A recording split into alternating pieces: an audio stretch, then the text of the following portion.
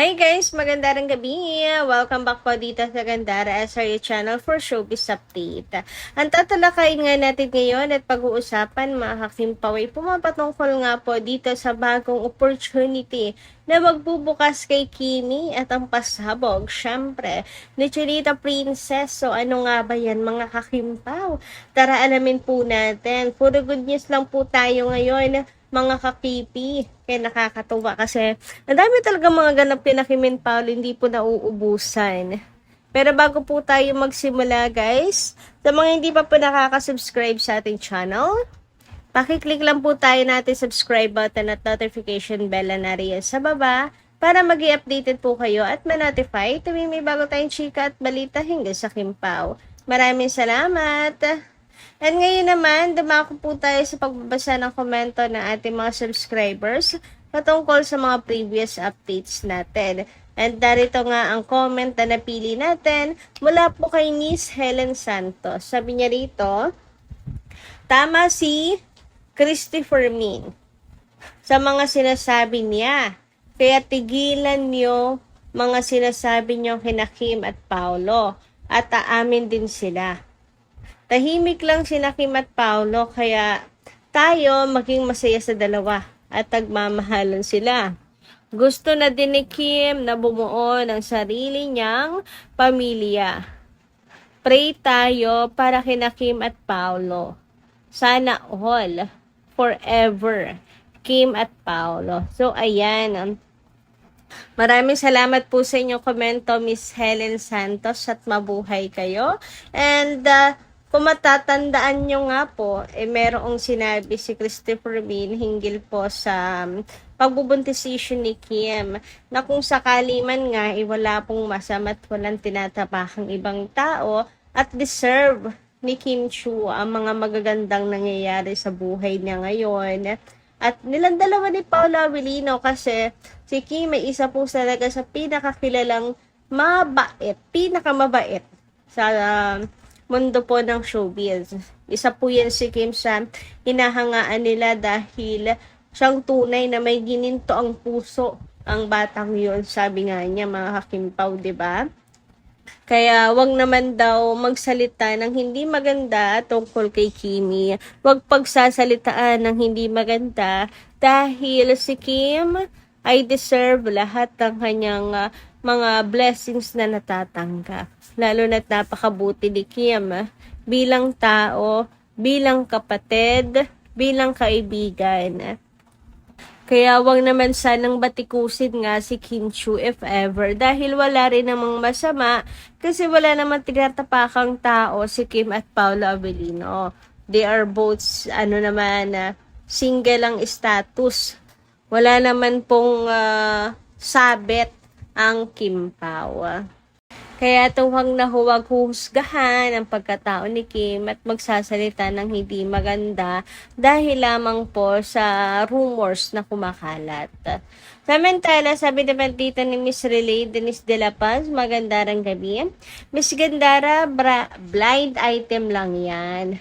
Not sure na Kim Pao ang nasa blind item. Baka nga si Sarah G at Mateo ang nasa blind item. Wait lang natin ang pag-amin ng Kim Pao. Kaya nga, ang daming blind item. Baka mamaya, ina-assume lang natin sina Kim and Paolo. Pero yung blind item na actress host, tapos father again, malabo po na si Sarah G at Mateo kasi wala pa namang anak si Mateo para maging tatay muli. Alam ko tapos ng issue na to mga kakimpaw, pero meron pa rin ibang umaasa na si Kim and Paolo ang laman ng balita. Kasi ang ganda nun nung blind item, magiging mommy at daddy na, tapos ikakasal or may balak ng magpakasal. So, sino pong hindi na naisin na mangyari ang mga bagay na yan kay Kim and Paolo na ikasal na, mag-settle down na, at magkaroon po ng anak. Diba halos lahat ata ng Kim Paulancia, yan po ang pangarap para sa kanilang dalawa. Samantala, dumako naman tayo ngayon at pag-usapan mga kakimpaw ang ating mga topic na nasagap para ngayong gabing ito. And unahin na nga natin pag-usapan ang patungkol nga po dito sa chemistry nila Kim and Paolo. Sabi dito sa isang post, dun talaga ako sa organic or natural chemistry. Yung hindi pinilit at wala naman pang patunayan pa. Lalo na pag naging sila in real life. Tapos, nasa 30 na sila. Yung pa-endgame na, pero low-key lang. 2 to 3 na pair ang alam ko na malapit na magpakasal. Parang ang dami talaga, no? Marami na talaga ang gusto pong mag-settle down ngayon, mga kakimpaw, na mga couple. And sana, kasama na po si Kim and Paolo yan ngayong taon. Pero malabo kasi, kumbaga, ang dami pang ginagawa ng Kim Pao. Wala silang time para dito. Lalo na't ang dream wedding ni Kim ay church wedding. Ang trabaho kaya ng church wedding, mga ka-Kim Pao, diba? Hassle. Next year, abang po ulit tayo sa sunod na taon. Baka mangyari na po yan. Ay, grabe nga naman yun. Anyway, patungkol naman nga po sa chemistry nila Kim and Paolo Avellino, abay tunay na hindi po pilit. Sobrang natural ng chemistry ng Kim Pao. Kaya nga po nabuo ang Kim Pao dahil po sa chemistry na hindi po inaasahan talaga.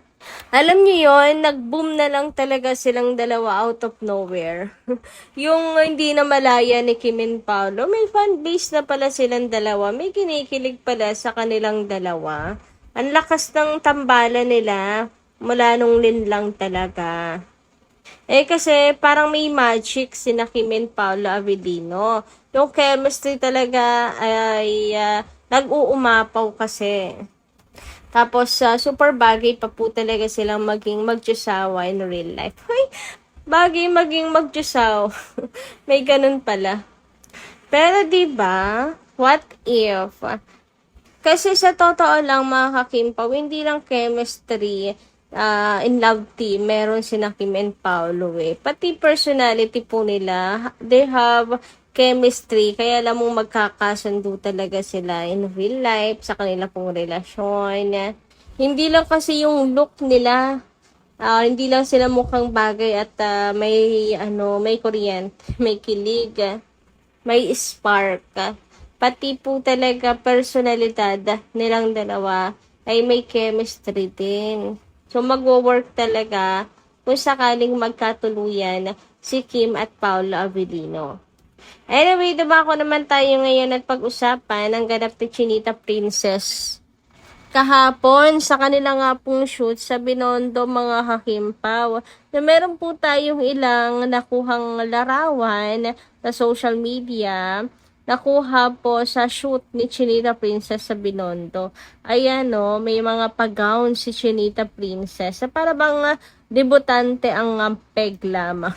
Parang mag-18 years old lang kasi naman nga yung gown ni Kimi, sabi nga po dito, malinis, maganda, mabango. Ayan, ganyan naman talaga ang isang prinsesa Chinita.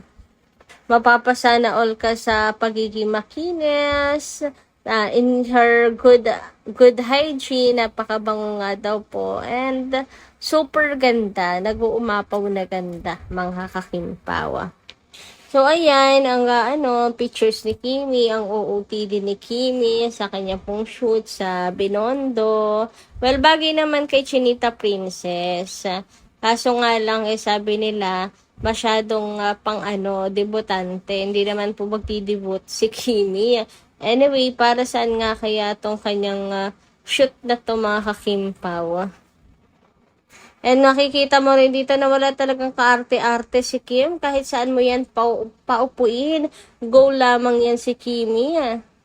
At saka yung mga shoot kay Kim, mga picture kay Kim, kahit stolen shot lang at malabo ang camera, makikita mo naman talaga na parang may sariling ring light. Tapos, super fresh na fresh pa rin talaga ang kanyang atake, mga kakimpaw. Ngayon naman, dumako po tayo, mga kakimpaw, at pag-usapan nga ang patungkol naman po dito sa dress ni Chinita Princess, mga Kimpaw, na nagmukha lalo pong bagets si Kimi at kaka-turn lang po ng kanyang 18 years. Kasi tingnan nyo naman nga yan, mga Kakimpaw, ang dress. Sabay talagang pinag-effortan to, mga Kakimpaw. Ano? So, ito po ay shoot ni Kimi sa Binondo. And napapatanong nga po ang ilan, mga Kakimpaw, kung para saan yan. Pero mukhang pasabog. Meron pong pasabog si Kim. Nabubulagain na lamang po tayong lahat. Kaya meron pong paganyan. Kaya meron pong padress si Chinita. So, abangan natin yung mga Kakimpaw kasi mukhang pasabog to. May pasabog si Kimi. Abangan po natin lahat yan kung ano tong pasabog ni Chinita Princess. Samantala, dumako naman tayo sa ating next update. Patungkol nga po ito sa Feng Shui expert ng Abante Radio.